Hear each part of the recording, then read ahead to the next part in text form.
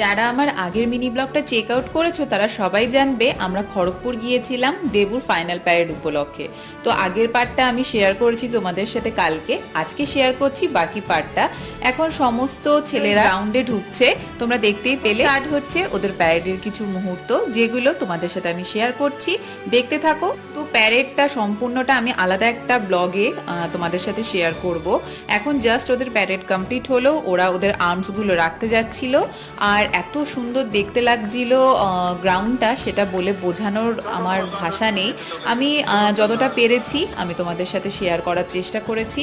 আর এখন সব থেকে সুন্দর মুহূর্ত হলো দেবু এসে মাদেরকে ওর অর্জন করা যে টুপি সেটা পরিয়ে আমাকে বলছিল একটু ভিডিও কর, তো আমি সেটাই ক্যাপচার করার চেষ্টা করেছি। খুব সুন্দর লাগছিল। আর এই মুহূর্তটা যে কতটা জনের কাছে স্পেশাল সেটা আমরা হয়তো মুখে বলে বোঝাতে পারবো না। তো দেখতে থাকো, যদি ভালো লাগে অবশ্যই লাইক শেয়ার কমেন্ট